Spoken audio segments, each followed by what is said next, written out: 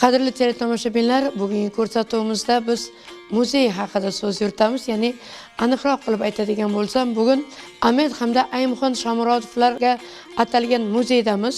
Bu muzey nafaqat Shomurodovlar oilasi yoki ajdodiga tegishli buyumlardan iborat. Bu yerda shuningdek Qoraqalpog'iston xalqining shu qadriyatlarini, bir milliyligini saqlab qolgan tarixiy bir buyumlarni ham ko'rishimiz mumkin bo'ladi.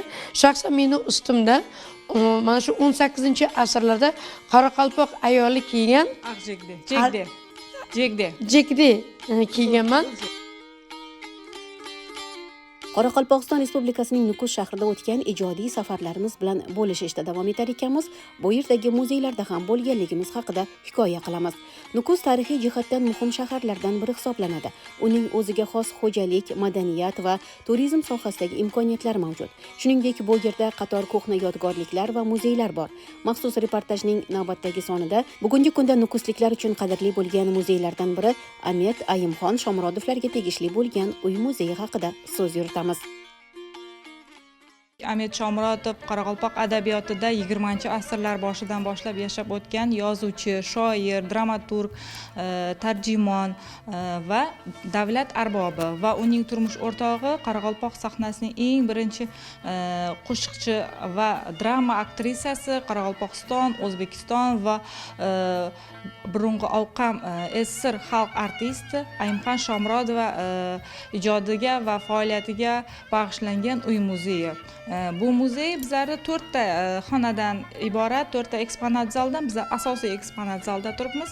Bizlarning muzeyimiz kichkina bo'lganligi bilan ishida 3,5 mingdan ziyod eksponat saqlanib kelyapti. Muzey ochilgan paytida boshida 300 ta eksponat bo'lgan, bugungi kunda 3,5 mingdan ziyod eksponat yig'ilib, muzey faoliyatini yanada kengaytirish maqsadida muzey direktori shu eng kenja qizi Ayimgul Shomurodova tomonidan muzey faoliyatini yanada kengaytyapti.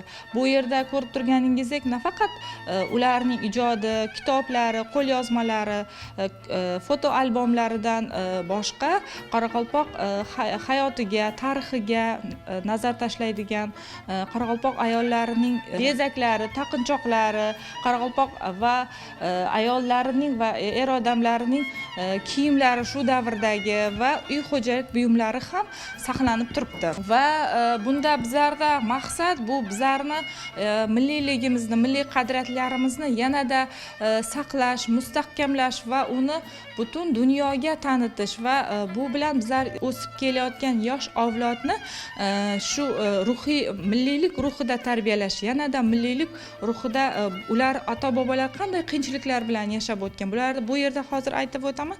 Ular hammasi qo'l mehnatidan foydalangan. Hozir qanday yaxshi, ajoyib rivojlangan, yaxshi davrda yashayapmiz.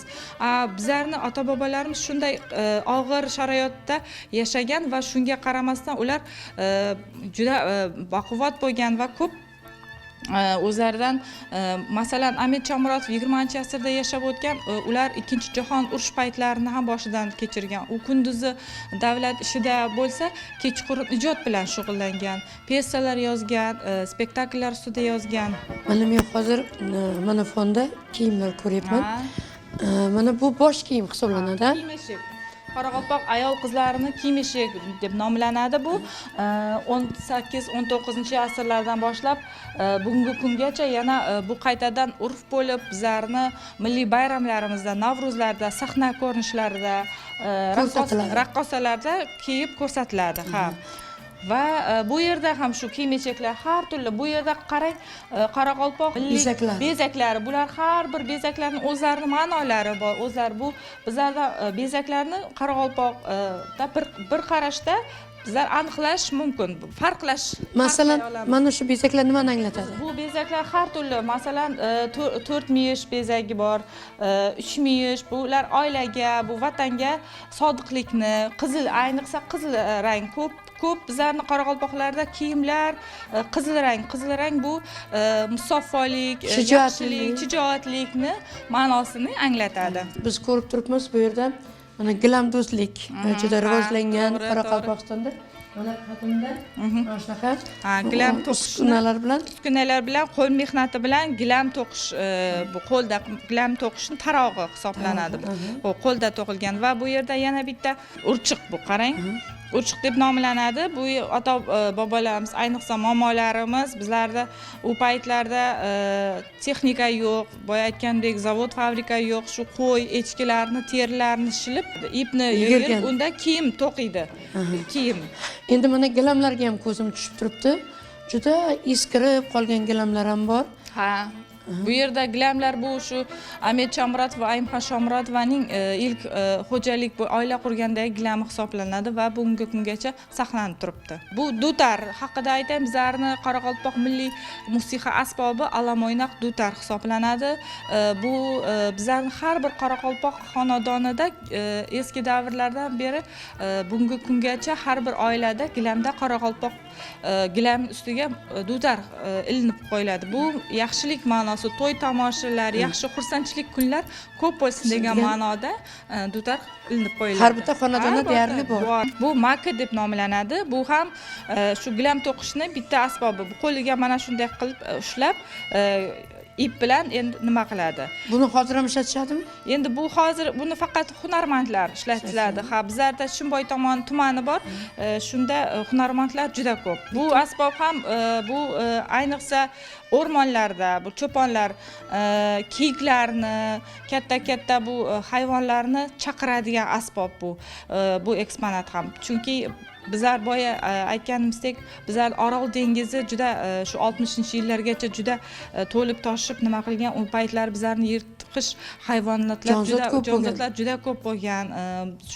Shu Orolni orqasidan bizlarning ota-bobolarimiz oziq-ovqatlangan, oila boqqan. Shunda shu asbob bilan cho'ponlar chaqirilgan va yirtqich hayvonlarni chaqirib yig'ib nima qiladigan bo'lgan. Ya'ni shu musiqa orqali hayvonlar eshitib keladigan bo'lgan. Ha.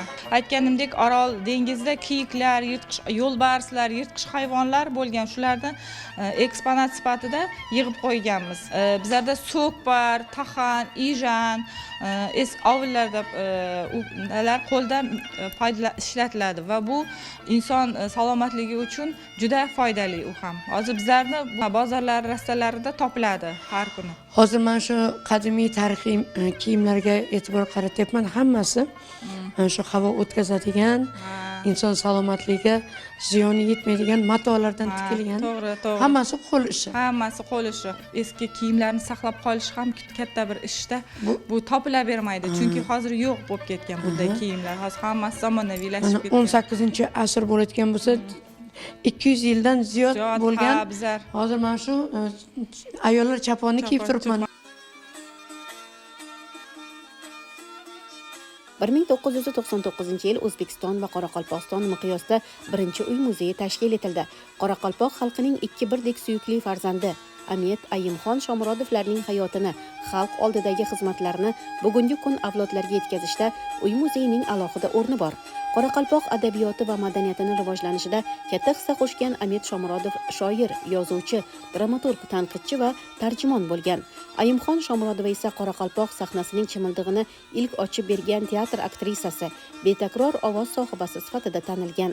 Uy muzeyiga Shomurodovlarning kichik qizi Oyimgul Shomurodova boshchilik qilib, muzeyning o'ziga xos ekspozitsiyasini yaratishda, boyitishda ulkan ishlarni amalga oshirib kelmoqda. Muzey binosining qurilishi Amet Ayimxon Shomurodovlarning eng kichik kuyovi Sultonmurod Tavubaldiyev tomonidan amalga oshirilgan. Uy muzeyi doimo mehmonlar bilan gavjum. Ularning hayoti va faoliyati haqida hikoya qiluvchi fotosuratlar, eksponatlar muzey zallaridan o'rin olgan. Ko'rgazma maydoni tarixni yorqin aks ettiradi. Bu hatto eng kichik tashrif buyuruvchilarni ham qiziqtirishi tabiiy.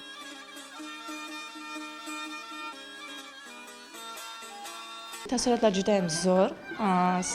Sababi muzey juda ulkan va bu yerda har turli o'zimizning etnos stildagi kiyimlar, Ayimxon Shomurodovaning o'z vaqtida aytilgan qo'shiqlari, kinolari, teatrlari, ham uning uyida qo'llangan har bir asboblari, uyida kunda qo'llanib kiyib yurgan kiyimlarini ko'rib, biz juda hayratlanib qoldik. Muzeyga sayohat insonga qanaqa bir madaniy hordiq beradi?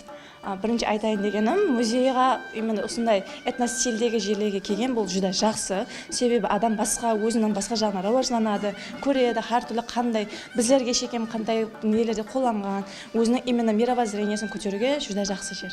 Hozirgi paytda davlatimizda turizm faoliyati ham yaxshi rivojlangan. Bizlarni muzeylarimiz bor. Nukus shahridagi Sovetskiy muzeyi, shunga tashrif buyurgan turistlar albatta bizlarning uy muzeyimizga ham tashrif buyuradi va ular bizlarni shu Qoraqalpoq xalqining madaniyatiga, tarixiga juda katta qiziqish bilan tomosha qiladi va bu kiyimlarni saqlab qo'yishdagi maqsadi shu ko'p insonlar, ayniqsa yoshlar bu qanaqa qilib toza turibdi, yangidek deb nima qiladi, lekin shu o'zini ota-onasini ismini mangulashtirish, abadiylashtirish maqsadida shu kiyimlarni, chunki u birinchi Qoraqalpoq SSR xalq artist unvonini olgan, ham 7 farzandini 36 yoshida beva qolib 7 farzandini voyaga yetkazgan va xalqni xizmatida va oila ikkalasini bir u katta bir matonatli maktab, uni yashab o'tgan hayot yo'lini yoshlarga maktab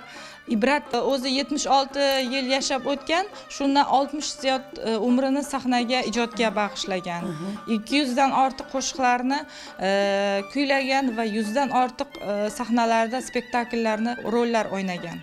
U nafaqat Qoraqalpoq dramaturglarini, o'zbek Komil Yashin hammamizga belgili, rus dramaturglarini, hattoki dunyoga belgili Shingiz Aytmatov, qirg'iz dramaturglarini Ona yer, ona spektakllarida Ikkinchi jahon urushi paytidagi farzandlari urushga ketib qaytib kelmay qolgan shunday bir qayg'uli ona timsolini ham o'ynab bergan va shu davrda Shingiz Aytmatovni Ayimxon Shomurotovaga yuborgan tashakkurnoma telegrammasi ham uy muzeyida saqlanib turibdi. Xullas bu muzey shunday oddiy muzey emas. Buyumlar turgan bu yerda hayot, bu yerda xalqlar do'stligi, bu yerda o'sha davrni koloriti, ruhiyati, muhiti turibdi bu muzeyda. Men albatta Qoraqalpog'istonga kelgan har bitta insonga shu muzeyga kelib, shu muzeyni ko'rib ketishni tavsiya qilaman. Juda ham katta insonga bir madaniy kayfiyat, ruhiyat bag'ishlashi aniq. Muzeyni ko'zdan kechirar ekanmiz, Amet va Ayimxon Shomurodovlarning bir-biriga bo'lgan muhabbati ularni ham nafas, ham fikr bo'lib ijod qilishlariga yordam berganligini eksponatlar orqali ko'rdik. Mening yonimda mana shunday ikki buyuk insonning farzandlari, ismingiz nima opa? Ayimgul. Ayimgul opam turibdilar. Ota-onangiz haqida ozgina bizga o'zingiz qisqacha ma'lumot bersangiz, kim bo'lishgan ular? Anamiz Ayimxon Shomurodova birinchi Qoraqalpoq aktrisi, birinchi Qoraqalpoq Shimildig'ini teatri Shimildig'ini ochgan. Men Qoraqalpoqlarda endi burun teatr bo'lmagan. Qo'shiq aytadigan odam qo'shiqchilar bo'lmagan, tek jirovlar bo'lgan. Shu anamiz 20-asrning boshida 14-15 yoshida sahnaga chiqib, Tannur degan teatrda birinchi ko'p rollarda o'ynagan artistka bo'lgan. Akamiz endi anamiz akamiz Amet Shomurodov yozuvchi, shoir, dramaturg, Moskvada o'qigan, ilm yuqori ma'lumotli, shunday bir intelligent inson bo'lgan. U Qoraqalpoq adabiyotini, madaniyatini ko'p ulus qo'shgan. Misol u ko'p qo'shiqlar yozgan. Mamlakatlik iskar bo'lsa-da, azondan kechga deyin mamlakatlik жұмыста ishlab, kechda kelib qo'shiq yozadigan Ayimxonim atqaradi deb. Qirqiz piyesani yozgan, Gulayim rolini Ayimxon o'ynaydi deb. Sebab Ayimxon botirligi bo'lgan. Qo'rqmay sahnaga chiqib, o zamonda qattiq qiyin edi. Misol sahnaga chiqsa, rastlab ko'p yoshlarni atib o'ldiradigan edi. Basmashlardan ko'p bo'ldi. Shu muallimlarni, komsomolchilarni ko'p odamlarni atib o'ldirgan. Endi anamiz bilan akamiz Moskvada anamiz kichkina madaniyat xizmatkari Moskvaga borganda so'qda tanishadi. Сөйтіп әкеміз Самет Шамарат соқта оқып жүрген студент еді, жоғары мағлұмат. Сонан кейін сөйде танысып, қожалықта болып, мінекей анамыздың енді бір қаһарман әйел деп айтсақ болады, себебі енді әкеміз сондай анамызды қолдап қуатлап, бәлкім Москвада оқығаннан кейін мен соны артистка қылып қойып, қосық айтып, халық қамесі оны бір айлап, екі айлап күтетін еді, қашан Айымхан келеді, қосық атқарады деп уақытта телевидение, радио ешнәрсе жоқ еді. Сол Айымханды живой көремін деп ko'p avullardan adam jinob kirib o'tiradigan edi. Bu xatni belgili bo'ldi. 23-yili anamizga Qaraqalpoq xalq 23 yaşında Qaraqalpoq xalq artistka degan xatag'ini beradi. 33 yaşında O'zbekiston xalq artistka bo'lgan ham 20-yili burungi Avham SSR xalq artistka degan atag'ini olgan. Anamiz endi belgili bo'lgan, akamiz qo'llab quvvatlagan, biroq endi ularning umri tek 18 yil jasaganda akamiz qaytib bo'ladi.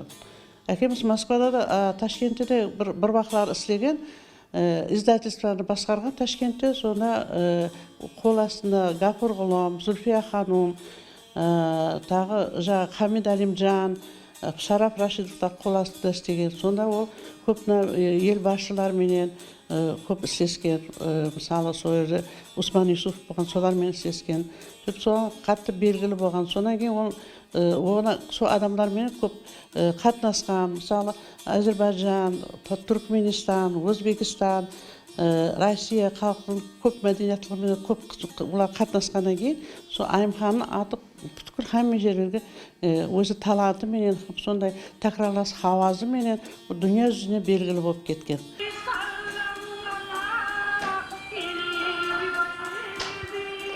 Hozir siz kadrda Ayimxon Shomurotovani ijrosini ko'rib turibsizlar. Bu so'nggi yillardagi ijrosi bo'lsa kerak, sahnada. Ha, so'nggi yillardagi ijrosi bu bizning buyuk shoirimiz Ajniyash bobomizning Bo'zatov poemasini atqargandagi ashulasi, ya'ni qo'shig'i. Bu qo'shiqni mikrofonsiz jonli ovozda aytgan Ayimxon Shomurodova mikrofon umuman foydalanmagan. Faqat o'zining ovozi bilan gapirgan, o'zining ovozi bilan qo'shiq aytgan.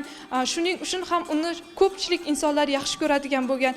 Ovozi juda baland va cho'q iri bo'lgan. Bu yuzdan, bu sababdan uni o'z ovozida aytgan qo'shiqlarning hammasini.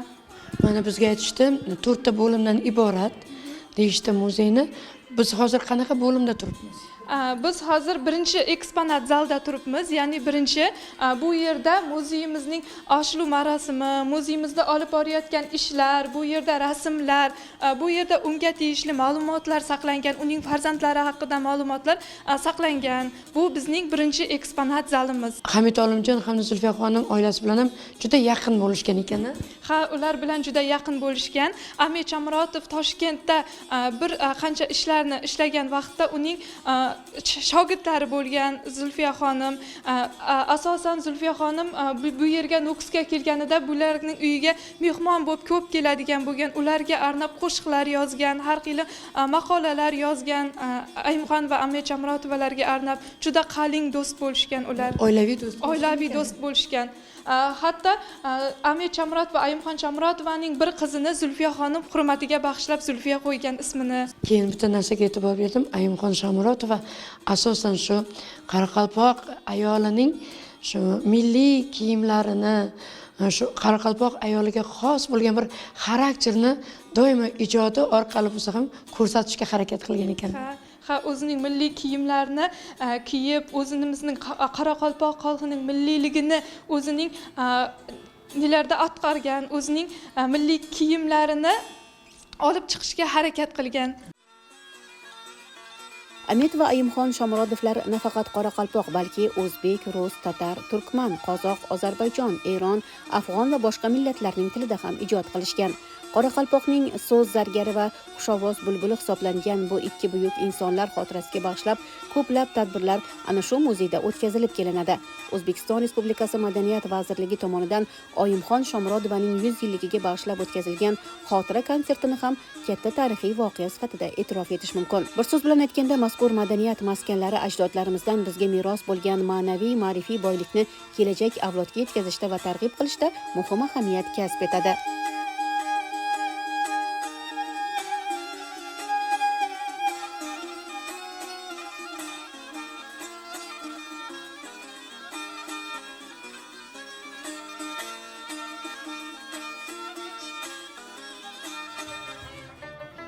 Ahmet Shomurodov juda ko'rkam inson bo'lganlar.